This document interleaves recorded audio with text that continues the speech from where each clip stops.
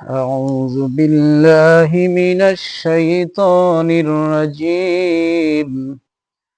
بسم الله الرحمن الرحيم. إن الله اصطفى آدم ونوحا وآل إبراهيم على العالمين ذرية بعضها من بعد والله سميع عليم. আল্লাহ রাব্বুল আলামিন এখানে আয়াত দুটি যদিও ছোট, কিন্তু এর ব্যাখ্যা বিশ্লেষণ অনেক বেশি বড় এবং তাৎপর্যপূর্ণ গুরুত্বের অধিকারী রাখেন। আল্লাহ তাআলা বলতেছেন, ইন্নাল্লাহা আস্তাফা আদম, আমি আদম আলাইহিস সালাতু ওয়াসসালামকে মনোনীত করলাম, নির্বাচন করলাম, যাচাই বাছাই করলাম। আল্লাহ রাব্বুল আলামিন এখানে তিনজন নবীর কথা এবং একজন নবীর নানার কথা উল্লেখ করলেন। আল্লাহ রাব্বুল আলামিন প্রত্যেককে ভিন্ন ভিন্ন বৈশিষ্ট্য দান করেছেন। প্রত্যেককে এমন বৈশিষ্ট্য দেওয়া হয়েছে যা অন্য কোন নবীদের ব্যাপারে এই বৈশিষ্ট্য ছিল না। তাদের ভিন্নভাবে আল্লাহ রাব্বুল আলামিন তাদেরকে বৈশিষ্ট্য দিয়েছিলেন। যেমন আদম আলাইহিস সালাতু ওয়াসসালাম এই পৃথিবীর সর্বপ্রথম মানব।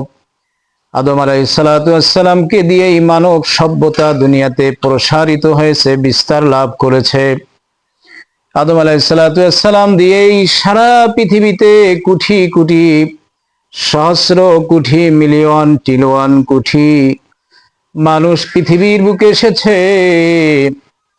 সেই জন্যই আল্লাহ রাব্বুল আলামিন বলেন, এই মানব সভ্যতাকে দুনিয়াতে আনার জন্য যখন আমি ফেরেশতাদেরকে নিয়ে পরামর্শ করলাম, আল্লাহ তাআলা বলেন, ওয়া ইয ক্বালা রাব্বুকা লিল মালাইকাতি ইন্নী জাইলুন ফিল আরদি খলিফা।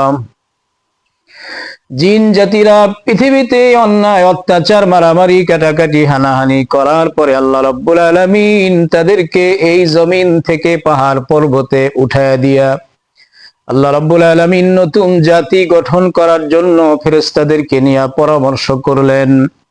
এখানে আল্লাহ রাব্বুল আলামিন বান্দাদেরকে শিখালেন যে আমি আল্লাহ রাব্বুল আলামিন যদি কোনো কিছু হতে ইচ্ছা করি, ইন্নামা আমরুহু ইযা আরাদা শাইআন আইয়াকুলা লাহু কুন ফায়াকুন। আল্লাহ রাব্বুল আলামিন বলেন, আমি এমন জাত, এমন সত্তা, এমন মহান ক্ষমতার আধার। আমি আল্লাহ রাব্বুল আলামিন যদি কোনো বিষয় হতে ইচ্ছা করি, অমনি বলি কুন, অর্থাৎ হয়ে যাও, ফায়াকুন, অমনি হয়ে যায়। তারপরেও আমি ফেরেশতাদেরকে নিয়ে মানুষ বানাবার ব্যাপারে কেন পরামর্শ করলাম? এজন্যই পরামর্শ করলাম যাতে করে আমার এই পরামর্শ থেকে বান্দারা পরামর্শ করা শিখতে পারে। বান্দাদেরকে শিখাবার জন্যই মূলত আমি এই পরামর্শ করেছি।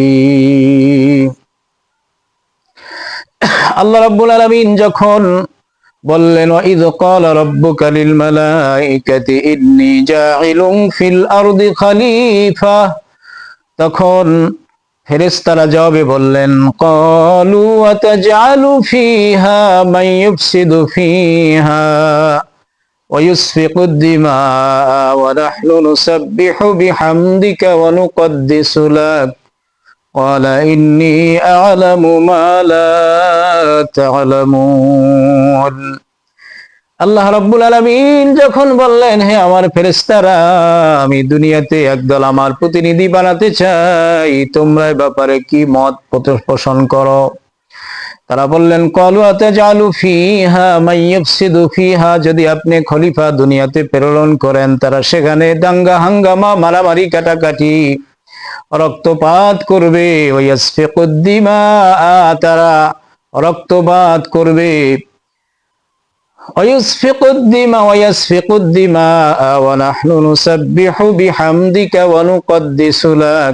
রব্বুল আলামিন, আমরা আসমানি যে ফেরেশতারা আছি, জমিনের মধ্যে যে ফেরেশতা আছে, এই ফেরেশতাই তো আপনার ইবাদত করার জন্য যথেষ্ট। আল্লাহ রাব্বুল আলামিন বলেন, ক্বালা ইন্নী আ'লামু মা লা তা'লামুন, হে আমার ফেরেশতারা, আমি যে কোনো বিষয় যা জানি তোমরা তা জানো না। আল্লাহ রাব্বুল আলামিন স্থির সিদ্ধান্ত নিলেন পৃথিবীতে মানুষ পাঠাবার। আল্লাহ তাআলা ফেরেশতাদের দ্বারা আদম আলাইহিস সালাতু ওয়াস সালামের কায়া তৈরি করলেন। কায়াটা লম্বা হলো 120 হাত। এই বিশাল বড় কায়া লম্বা বানায় যখন ফেরেশতারা রোদ্রে শুকায়া টনটন করে ফেলাইলো, আল্লাহ রাব্বুল আলামিন এই আদম আলাইহিস সালাতু ওয়াস সালামের শরীরের মধ্যে রূহ দান করে দিলেন। রূহ দান করার পরে যখন আদম আলাইহিস সালাতু ওয়াস সালাম একজন পূর্ণাঙ্গ মানুষ হয়ে গেল, আল্লাহ রাব্বুল আলামিন বলেন, ওয়া ইয কুলনা লিল মালাইকাতি ইসজুদ, মানে আল্লাহ রাব্বুল আলামিন তখন তাকে দুনিয়াতে একজন পূর্ণাঙ্গ মানুষ হিসাবে বানালেন। আর এই পূর্ণাঙ্গ মানুষ হিসাবে সর্বপ্রথম যাকে আল্লাহ তাআলা দুনিয়াতে বানালেন তিনি হলেন হযরত আদম আলাইহিস সালাতু ওয়াস সালাম। তাই মানব কুলের সর্বপ্রথম মানব তিনি হওয়ার কারণে অবশ্যই তিনি শ্রেষ্ঠ মর্যাদা পেয়ে গেছেন। তিনি সর্বপ্রথম মানব সভ্যতার প্রথম আদি পিতা হওয়ার কারণে তিনি সকলের মধ্য থেকে যাচাই বাছাই করে আল্লাহ তাআলা তাকে আদি পিতা নির্ধারণ করলেন। এজন্য আল্লাহ তাআলা বলতেছেন, ইন্নাল্লাহ আস্তাফা আদম, আমি আদম আলাইহিস সালাতু ওয়াস সালামকে মনোনীত করলাম মানব সভ্যতার প্রথম মানুষ হিসাবে।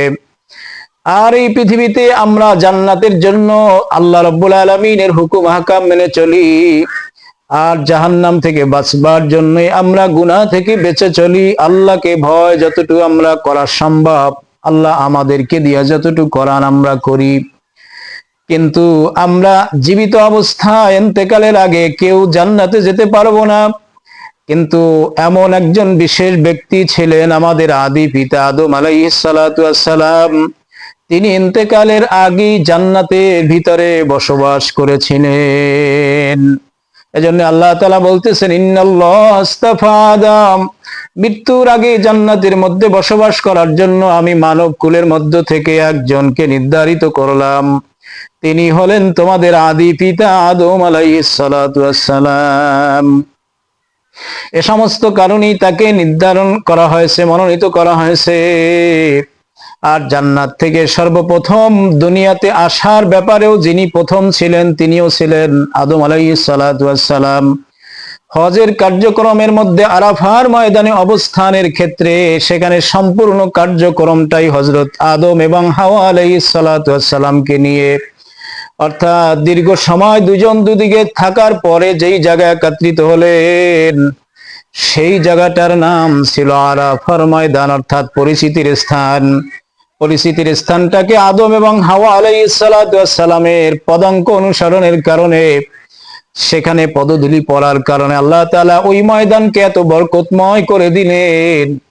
আল্লাহ রাসূল সাল্লাল্লাহু আলাইহি সাল্লাম বলেন, আরাফার ময়দানে যদি কেউ দোয়া করে অবশ্যই আদম ও হাওয়া আলাইহিস সালাতু ওয়াস সালামের দোয়ার কারণে অবশ্যই তা কবুল হয়ে যাবে। আল্লাহ রাব্বুল আলামিন এত একটি বড় ধর্মীয় অনুষ্ঠানকে আদম আলাইহিস সালাতু ওয়াস সালামকে ধারাই সূচনা করেছেন।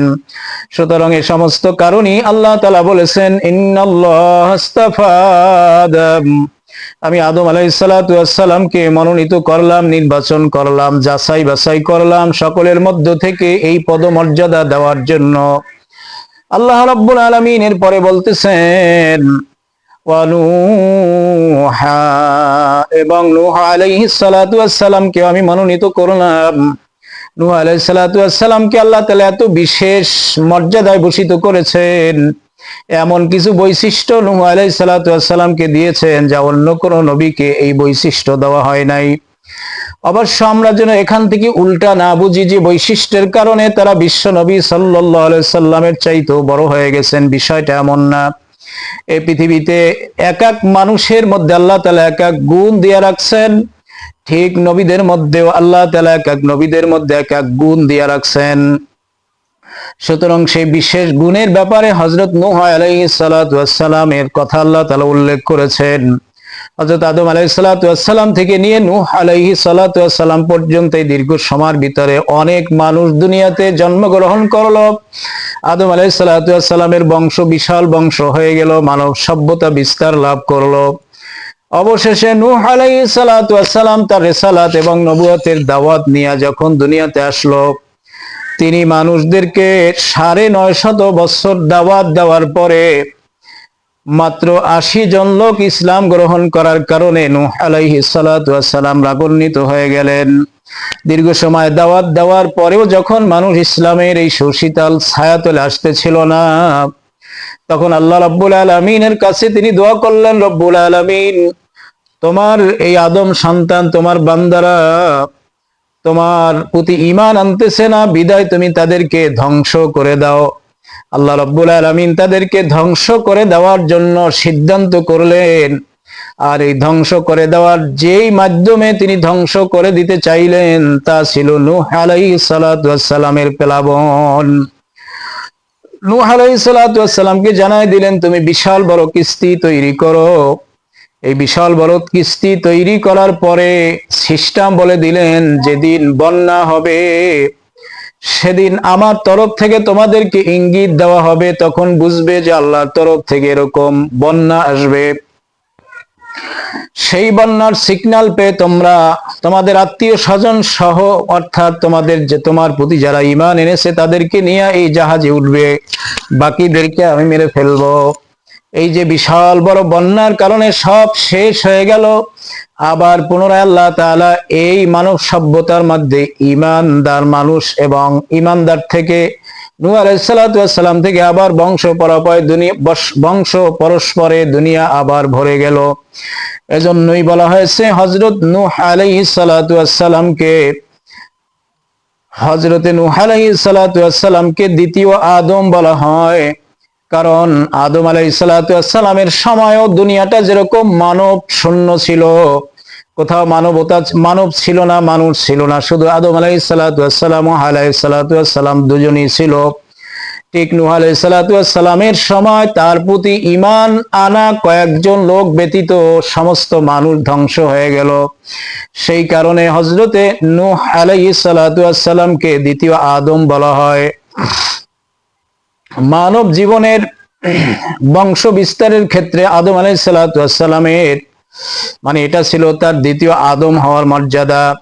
হযরত নূহ আলাইহিস সালাতু ওয়াস সালামের অনেক বৈশিষ্ট্য আল্লাহ রাব্বুল আলামিন কোরআনুল কারীমের ভিতরে বলেছেন। আল্লাহ তাআলা বলেছেন, ওয়া ইব্রাহিম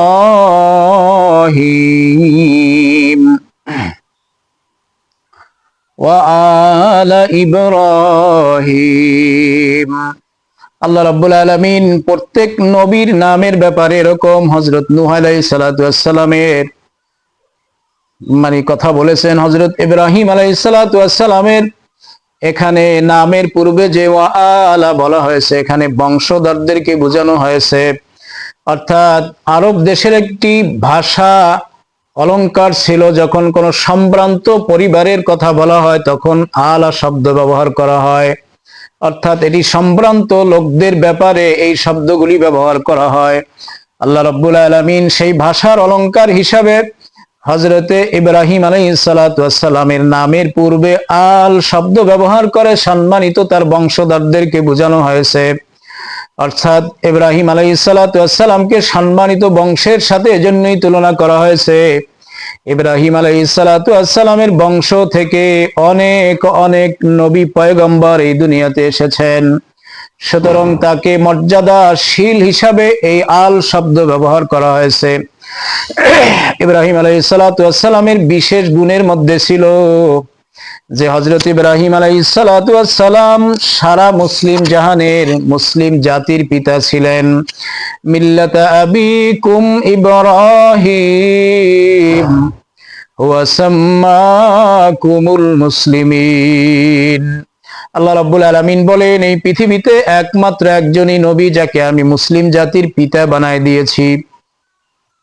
সুতরাং এই বৈশিষ্ট্যের দিক থেকে ইব্রাহিম আলাইহিস সালাতু ওয়াস সালাম ছিলেন অন্যান্য নবীদের ভিতরে অন্যতম। সুতরাং আল্লাহ রাব্বুল আলামিন ইব্রাহিম আলাইহিস সালাতু ওয়াস সালামের বৈশিষ্ট্য বোঝানোর জন্য কোরআনুল কারীমের ভিতরে অনেক কথা তার ব্যাপারে বলেছেন। এজন্য ইব্রাহিম আলাইহিস সালাতু ওয়াস সালাম ছিলেন মুসলিম জাতির পিতা, এবং ইব্রাহিম আলাইহিস সালাতু ওয়াস সালামকে নিয়ে ইসমাঈল আলাইহিস সালাতু ওয়াস সালামকে নিয়ে হজের ময়দানের অনেক কার্যক্রম সম্পাদিত হয়েছিল। যেমন মিনাতে জবহ করা, ইব্রাহিম আলাইহিস সালাতু ওয়াস সালাম যখন ইসমাঈল আলাইহিস সালাতু ওয়াস সালামকে মিনায় জবহ করার জন্য নিয়ে গেল, এই অনুষ্ঠানটা ছিল সম্পূর্ণ দুই পিতা পুত্রের মাঝে সীমাবদ্ধ। আল্লাহ রাব্বুল আলামিন সেই কাজটাকে সারা দুনিয়ার সমস্ত মানুষদের উপরে ওয়াজিব করে দিয়েছেন কোরবানি করা।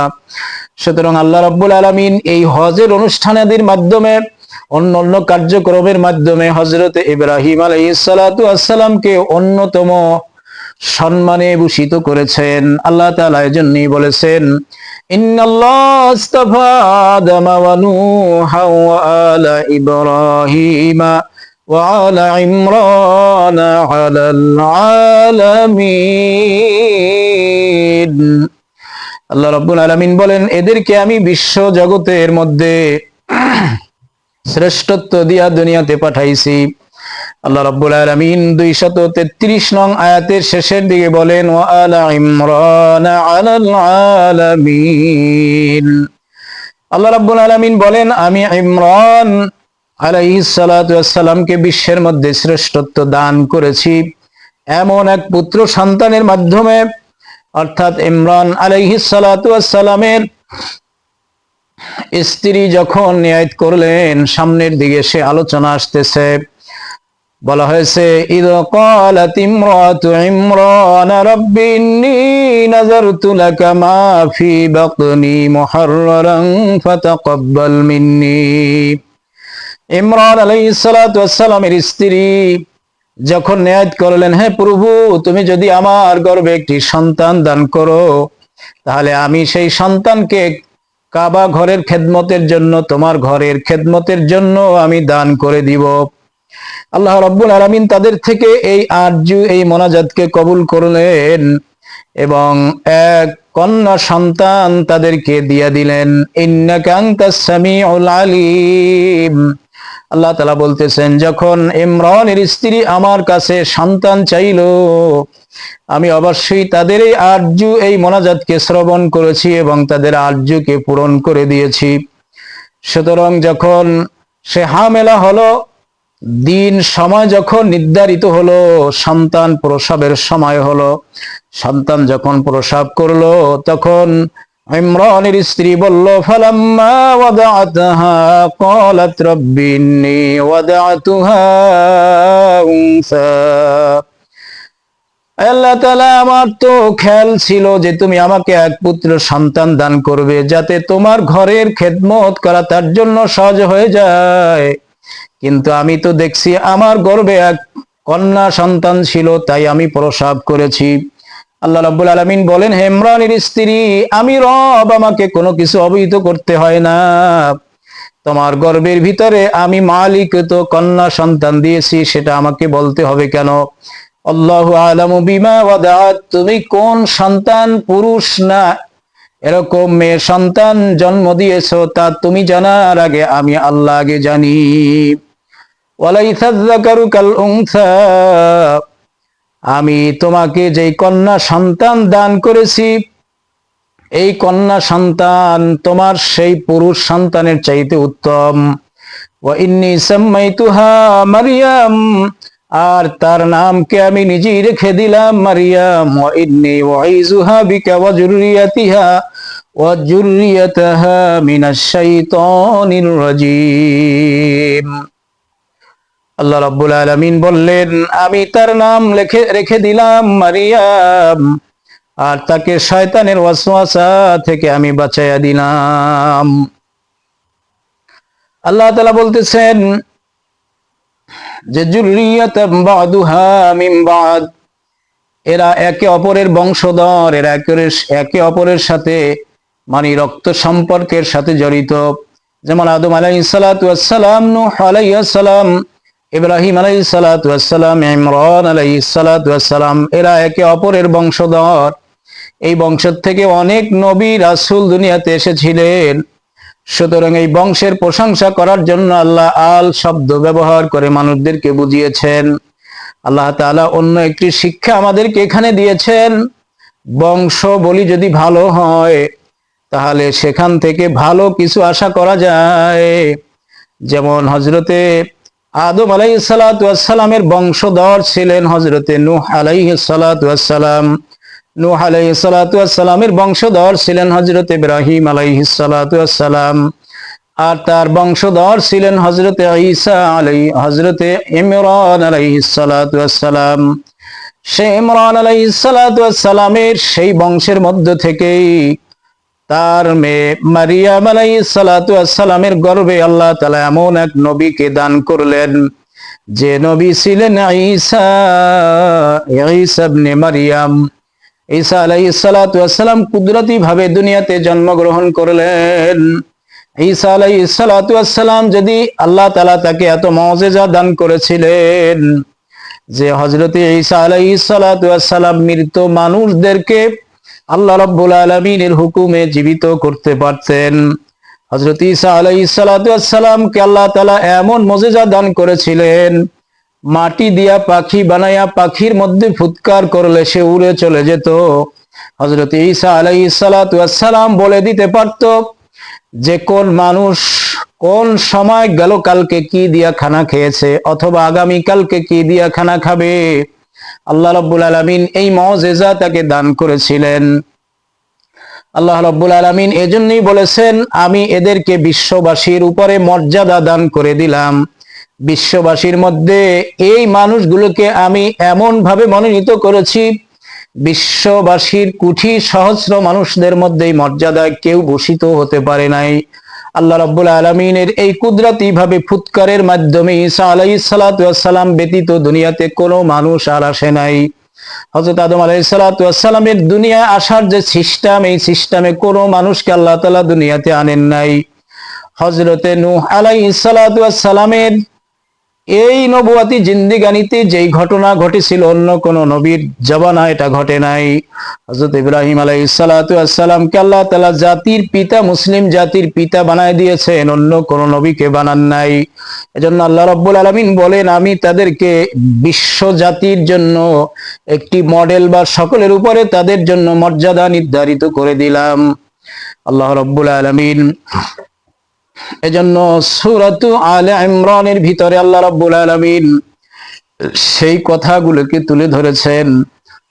আল্লাহ তাআলা সূরাতু আলে ইমরানের 33 নং আয়াত থেকে নিয়ে 37 নং আয়াত পর্যন্ত আমরা যে তেলাওয়াত করলাম, তেলাওয়াতের অর্থ করলাম এবং তাফসীর করলাম, আল্লাহ রাব্বুল আলামিন আমাদের বক্তা শ্রোতা সবাইকে আমল করার মতো তৌফিক দান করেন এবং এই কথাগুলি দিয়ে জীবনের পথেও বানাইয়া আমাদেরকে মুসলমান হিসাবে কবরে যাওয়ার মতো তৌফিক দান করেন।